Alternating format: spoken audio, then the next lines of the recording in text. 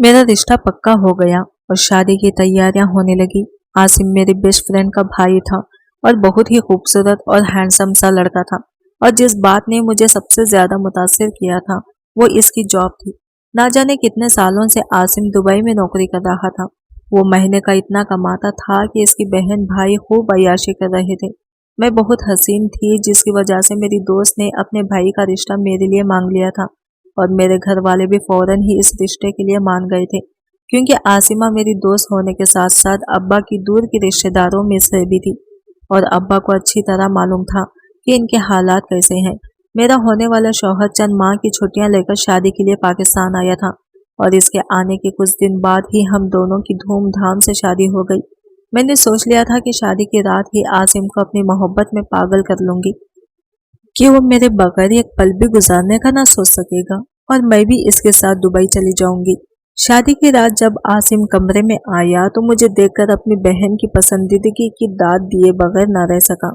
मैंने भी इसके साथ बहुत ज्यादा जज्बाती लगाव का इजहार किया और अपनी बेपनाह मोहब्बत इस पर निछावर की। मैं बस किसी भी तरह दुबई जाना चाहती थी। मेरी हमेशा से ये ख्वाहिश थी कि मैं शादी होकर पाकिस्तान से किसी दूसरे मुल्क चली जाऊं और आसिम की वजह से मेरी ये ख्वाहिश पूरी होने वाली थी। मैंने आसिम के साथ शुरू के दिन बहुत ही अच्छे गुजारे। मेरे ससुराल वाले भी बहुत ही अच्छे लोग थे, लेकिन जैसे जैसे आसिम की छुट्टियां खत्म हो रही थी मैंने इसके कान में ये बात डाल दी कि मैं भी इसके साथ ही दुबई चली जाऊंगी। मैं इसके बिना अकेले नहीं रह सकती। मेरी बात सुनते ही आसिम ने हैरत से मेरी तरफ देखा और कहने लगे कि आरिफा ये किसी सूरत मुमकिन नहीं है। बेहतर यही है कि तुम ऐसी किसी बात को अपने दिमाग में ना लाओ जिससे तुम्हें बाद में तकलीफ हो। आसिम की बात सुनकर मैं गुस्सा हो गई और मैंने कहा कि मैं आपसे शादी करके इस घर में आई हूँ तो आपके बगैर यहाँ क्यों रहूंगी। मुझे भी आपके साथ ही दुबई जाना है। आसिम ने एक नाराज नजर मुझ पर डाली और कहने लगे कि पहली बात तो यह है कि आरिफा अम्मा किसी सूरत भी इस बात पर खायल नहीं होंगी कि मैं तुम्हें अपने साथ दुबई लेकर जाऊं। और दूसरी बात यह कि दुबई के रहन सहन रस्म रिवाज इस कदर अलग हैं कि तुम वहां आसानी से गुजारा नहीं कर सकोगी। इससे पहले कि मैं आसिम के साथ मजीद कोई बहस करती इसकी अम्मा कमरे में चली आई थी। शायद मेरी तेज आवाज कमरे से बाहर चली गई थी और वो यही देखने आ गई थी कि कमरे में आखिर क्या हो रहा है। इनके पूछने पर मैंने इन्हें बता दिया कि मैं आसिम के साथ दुबई जाना चाहती हूँ। जब मेरा शौहर ही यहाँ नहीं होगा तो मैं यहाँ रहकर क्या करूँगी। मेरी बात सुनकर मेरी सास के चेहरे का रंग बदल गया और कहने लगी, आरिफा ये बात तुम्हें शादी से पहले ही मालूम थी। आसिम तुम्हें अपने साथ दुबई नहीं लेकर जाएगा। वो सारा वक्त वहाँ काम करता है, तुम अकेले सारा दिन क्या करोगी। और फिर यह गैर मुल्क में औरत का अकेले दिन गुजारना भी मुश्किल होता है। और वहाँ के मर्दों के बारे में तो बहुत कुछ अजीब बातें मैंने सुन रखी हैं। तुम यहाँ अकेली नहीं हो बल्कि हम सब यहाँ तुम्हारे साथ हैं।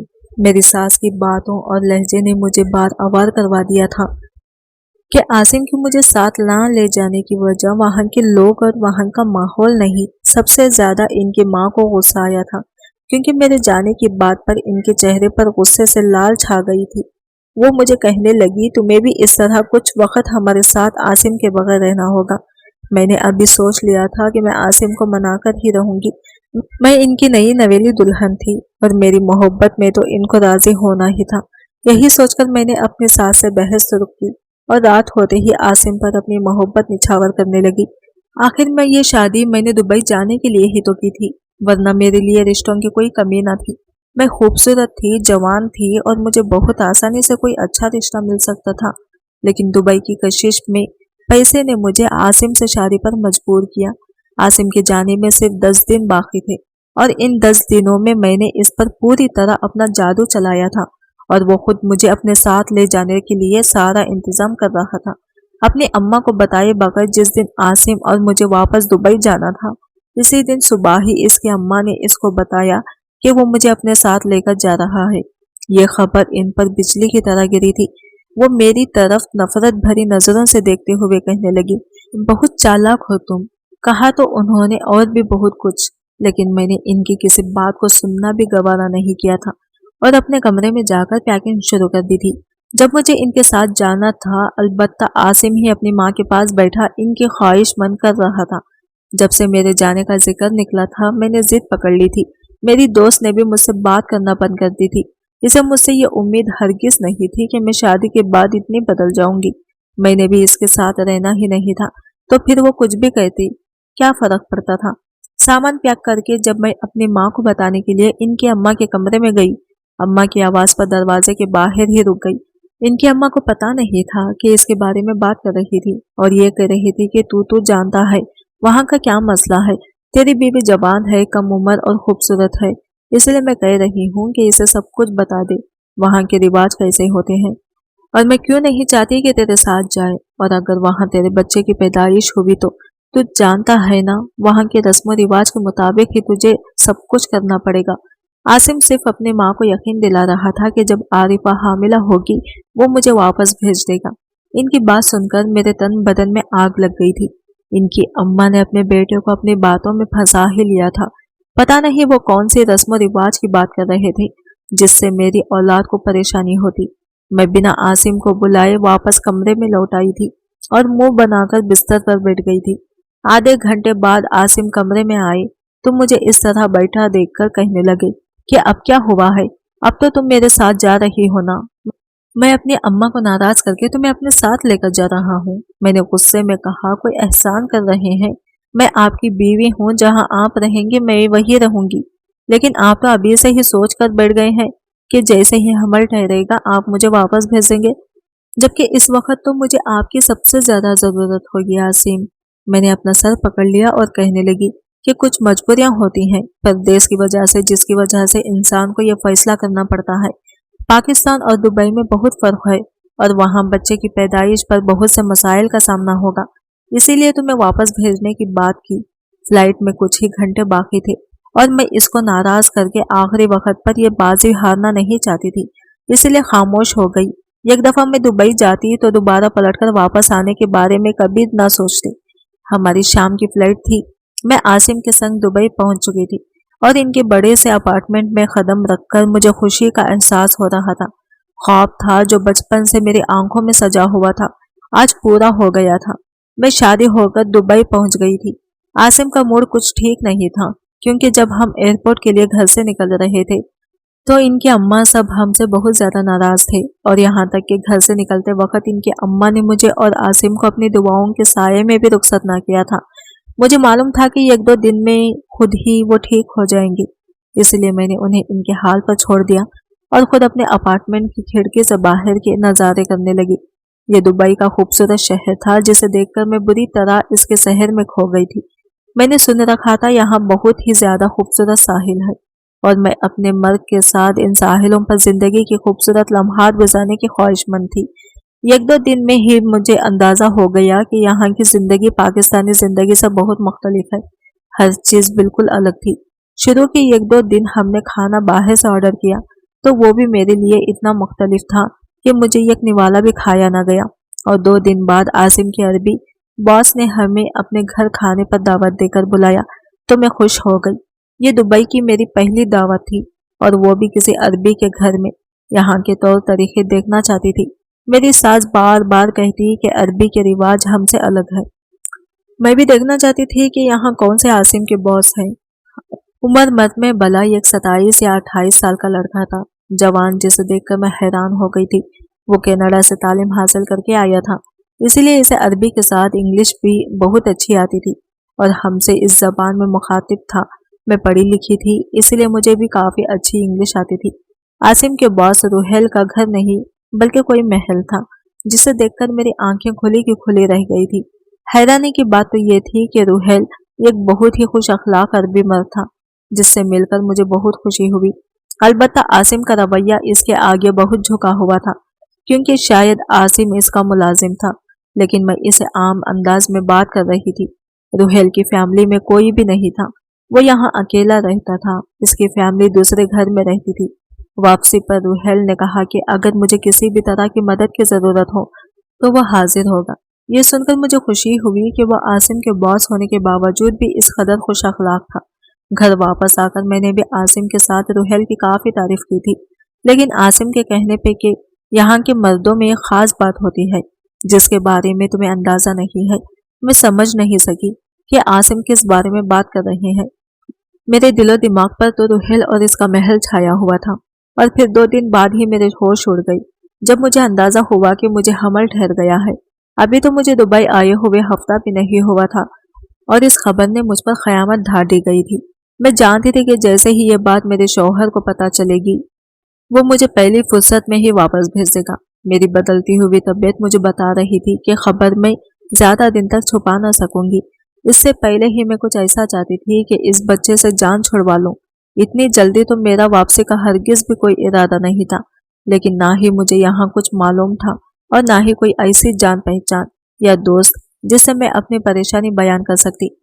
और बहुत सोचने के बाद मैंने खामोशी से एक दिन अपने ही शौहर के मोबाइल से रूहेल का नंबर निकाल लिया।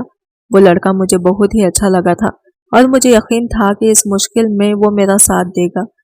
वैसे भी मैं जब से यहाँ आई थी मेरे शौहर को बिल्कुल भी फुर्सत नहीं मिली थी। आसिम सुबह का गया तो शाम घर लौटता तो इतना थका हुआ होता कि बिस्तर पर गिरते ही सो जाता। मैं जो सोच रही थी कि इस शहर की खूबसूरत साहिलों की सैर करूंगी वो सब अभी तक सिर्फ ख्वाब ही था। हमारे यहाँ आने के दूसरे दिन से ही आसिम को नौकरी ज्वाइन करनी पड़ी थी और मैं सारा वक्त फ्लैट में तन्हा पड़ी रहती थी। आसिम ने मुझे बाहर निकलने से भी सख्ती से मना किया हुआ था और मैं अब इस चार दीवारी में बेजार हो गई थी। और फिर मेरी बदलती हुई तबीयत और हमल के एहसास ने तो मेरे होश ही उड़ा दिए थे। मैंने बिना सोचे समझे न सिर्फ रूहेल का नंबर निकाला बल्कि इसे फोन मिला दिया और इसे तन्हाई में मिलने की ख्वाहिश की थी। रूहेल ने ना सिर्फ मुझसे बहुत अच्छे तरीके से बात की बल्कि वो कुछ देर बाद ही हमारे यहाँ चला आया था। मेरे लिए गैर मर्द के सामने अपने हमल की बात बयान करना और फिर इसे जाया करवाने के लिए कोई तरीका पूछना बहुत ही मुश्किल था, लेकिन पाकिस्तान जाने से ज्यादा मुश्किल नहीं। इसीलिए कुछ समझते हुए मैंने इसे अंग्रेजी में अपना सारा मसला बयान कर दिया। मेरी बात सुनकर वो सोच में पड़ गया और फिर मुझे कहने लगा कि मेरे यहाँ बहुत ताल्लुकात हैं और वो बहुत खामोशी से मेरा काम करवा सकता है, लेकिन इसे डर था कि अगर यह बात आसिम को पता चली तो इसकी और आसिम की दोस्ती पर भी फर्क पड़ सकता है। मैंने रूहेल को यकीन दिलाया कि आसिम को कभी यह बात पता नहीं लगेगी। मैंने रूहेल को अपने घर बुलाया और इसके साथ कोई बातचीत की। रूहेल ने कुछ ही घंटों में न सिर्फ मेरा मसला हल करवाया बल्कि मेरा बहुत ख्याल भी रखा और यूं हम दोनों के दरमियान दोस्ती की शुरुआत हो गई। आसिम तो सारा दिन काम पर रहता, मैं अकेली थी क्या करती, इसलिए रूहेल मुझे लेने के लिए आ जाता और मैं इसके साथ घूमने फिरने निकल जाती। रूहेल ने मुझे यहाँ की खूबसूरती जगह भी दिखाई थी और शॉपिंग भी करवाई थी। अक्सर तो मुझे वो अपने घर भी लेकर चला जाता। आसिम को हमारी दोस्ती का बिल्कुल भी नहीं पता था। मैं रूहेल के साथ बहुत अच्छा वक्त गुजरने लगी थी। मैं इसकी दौलत और अय्याशियां देखती तो हैरान रह जाती। आहिस्ता आहिस्ता हमारी दोस्ती मोहब्बत में बदलने लगी थी। एक दिन रूहेल मुझे अपने फ्लैट में लेकर गया तो अपने जज्बात पर काबू न रख सका और मुझसे मोहब्बत का इजहार कर बैठा। मैं भी अपने शौहर के साथ कोई बहुत खुशगवार अज़दवाजी जिंदगी नहीं गुजार रही थी। वो तो इतना थका हुआ आता था कि मुझे वक्त भी नहीं दे पाता था। ऐसे में रूहेल मेरे लिए एक ठंडी हवा का झोंका साबित हुआ जो मुझसे मोहब्बत भी करता था और मेरे सारे नखरे भी उठा सकता था। यही सोचकर मैंने भी इसके साथ एक नाजायज रिश्ता बना लिया। मैंने गुनाहों की एक ऐसे दलदल में कदम रख दिया जिससे वापस निकलना नामुमकिन था और मैं रूहेल के साथ ही अपनी जिंदगी गुजारने के ख्वाब देख रही थी। लेकिन फिर एक दिन आसिम ने मुझे अरबी मर्दों के बारे में एक ऐसी बात बताई जिसे सुनकर मैं दंग रह गई। मैं सारे कामों से फारिग होकर जब मैं कमरे में आई, आसिम बिस्तर पर लेटे हुए थे। यूं ही बातें करते करते हुए रूहेल का जिक्र निकला और फिर आसिम अरबी मर्दों के बारे में बताने लगा। अरबी मर्द तो खतना ही नहीं करवाते हैं, जिसकी वजह से ना सिर्फ उन्हें बहुत सी बीमारियां होती हैं बल्कि उनकी बीवियां भी बहुत सी बीमारियों में मुब्तला हो जाती हैं। वो बताने लगे कि इनके साथ काम करने वाले एक मर्द को इसी वजह से कैंसर हुआ था और सिर्फ इसे ही नहीं बल्कि इसकी बीवी को भी बहुत से इन्फेक्शन हो गए हैं। यहाँ ज्यादातर औरतों को इसी वजह से कैंसर हो जाता है। आसिम की बात सुनकर मैं एकदम चौंक उठी। ये आसिम क्या बोल रहे थे? मैं भी इनकी दोस्त रूहेल के साथ ताल्लुक बना चुकी थी और अब आसिम की बातों ने मेरे होश उड़ा दिए थे। पता नहीं आसिम की बात में कितनी सच्चाई थी और कितना झूठ, लेकिन इनके झूठ बोलने की ऐसी कोई खास वजह न थी। ये सोचकर ही मुझे घबराहट होने लगी। मैं बहुत ज्यादा इस बारे में सोच रही थी और मैंने सोचा था कि मैं रूहेल से भी इस बारे में जरूर पूछूंगी, लेकिन इससे पहले कि मैं दोबारा रूहेल से मुलाकात करती, मेरे शौहर ने बताया कि इनकी अम्मा की तबीयत अचानक बहुत खराब हो गई है और वो मुझे अपनी माँ के पास वापस भेजना चाहते हैं। मुझे आसिम की बात पर बिल्कुल भी यकीन नहीं आया था, क्योंकि इनकी अम्मा तो पहले ही मेरे यहाँ आने पर राजी नहीं थी। अब 3 महीने में ही इनकी अम्मा को ऐसा क्या अचानक हो गया था जो मुझे इनके लिए वापस जाना पड़ रहा था। यहाँ पर रहने के लिए तो मैंने अपना हमल तक जाया कर दिया था, फिर मैं इनकी माँ के बुलाने पर कैसे जा सकती थी। मैंने अपने शौहर को साफ साफ लफ्जों में कह दिया कि मैं वापस नहीं जाऊंगी, मैं आपके बिना नहीं रह सकती। ये सुनकर आसिम ने मुझसे बातचीत बंद कर दी, और फिर जैसे ही मेरी रूहेल से मुलाकात हुई तो मैंने इसे बताया कि मेरा शौहर मुझे वापस भेजना चाहता है। ये सुनकर रूहेल कहने लगा, अगर तुम यहाँ हमेशा के लिए रहना चाहती हो तो अपने शौहर को छोड़कर मेरे साथ चलो, मैं तुम्हें अपने पास रख लूंगा। ये सुनकर मेरी खुशी का ठिकाना न रहा। रूहेल जैसे अमीर मर्द के साथ मुझे भला अपनी जिंदगी गुजारने पर क्या एतराज हो सकता था। मैं दौलत की लालच में अंधी हो गई थी और मैं हर रिश्ता, हर जायज और नाजायज में फर्क भूल चुकी थी। आसिम ने मुझे जब वापस भेजने के लिए मुझ पर दबाव डाला तो मैंने अपना सामान बांधा और सिर्फ इससे कहा कि वो मुझे फौरन तलाक दे दे। मेरा वापस जाने का कोई इरादा नहीं है, मैं यहाँ अब भी अपनी जिंदगी को जी सकती हूँ। पहले तो मेरी बात सुनकर कुछ देर को खामोशी से वो मेरी शक्ल देखता रहा, और फिर अचानक इसने 3 लफ्ज कहकर मुझे अपनी जिंदगी से बाहर निकाल दिया।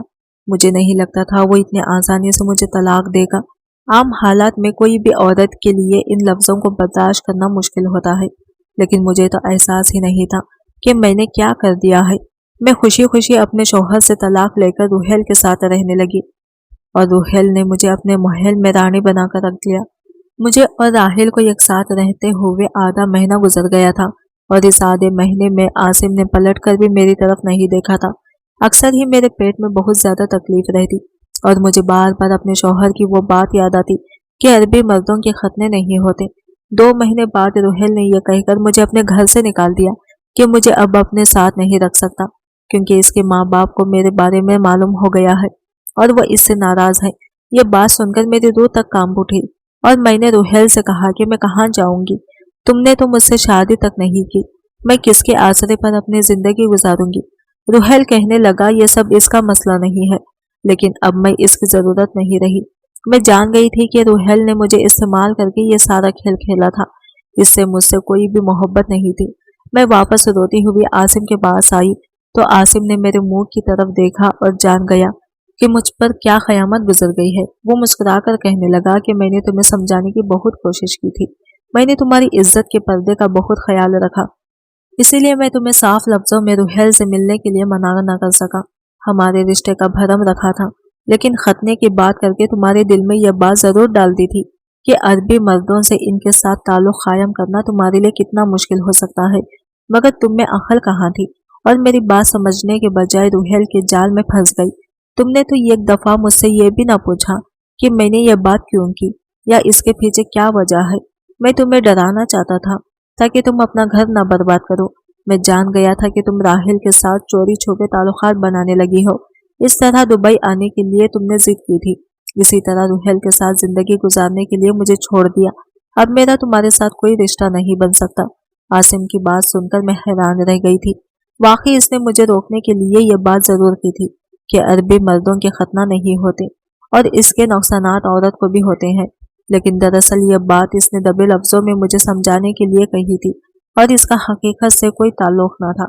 लेकिन ना ही मैं इसकी बात का मंसूबा समझ पाती और ना ही अच्छाई बुराई में फर्क कर सकी थी, इसीलिए पूरी तरह बर्बाद हो गई थी। आसिम ने मुझे तन्हा छोड़ दिया और मैं अकेली दुबई में कैसे गुजारा करती। वो रात मैंने आसिम के फ्लैट के सामने गुजारी थी। वो रात भर मुझे खिड़की से देखता रहा था। अचानक से उसने खिड़की बंद कर दी थी। मैं रोती रही थी, मैं कैसे वापस जाती, मुझे कुछ समझ नहीं आ रही थी। 2 दिन से भूखी थी। सुबह सुबह मुझे घर के अंदर ले गया और मेरी हालत काबिल रहीम थी। वो मुझे कहने लगा, मैं तुम्हारे लिए कुछ नहीं कर सकता, तुम्हें वापस भेज सकता हूँ। मैं शर्मिंदा थी, किस मुंह से वापस जाती। मैंने इससे कहा कि मैं अब क्या करूं, वापस जाना नहीं चाहती। इसने मुझे वहां पर एक नौकरी ढूंढ दी और अलग फ्लैट में रहने लगी थी। मुझे नीचा दिखाने के लिए इसने एक पाकिस्तानी लड़के से शादी कर ली, लेकिन मैं अब क्या कर सकती थी। मैंने घर वालों को सब कुछ बता दिया था। सबने बात करना छोड़ दी थी, लेकिन मुझे जिंदगी का सबक मिल गया था। दोबारा किसी पर यकीन नहीं करूंगी। दोस्तों, आपको हमारी वीडियो कैसी लगी कमेंट करके जरूर बताइएगा, और वीडियो अच्छी लगी है तो लाइक शेयर जरूर कीजिएगा और हमारे चैनल को सब्सक्राइब करें फ्रेंड्स। मिलते हैं अगली न्यू वीडियो के साथ, तब तक के लिए बाय बाय, टेक केयर, अल्लाह हाफिज।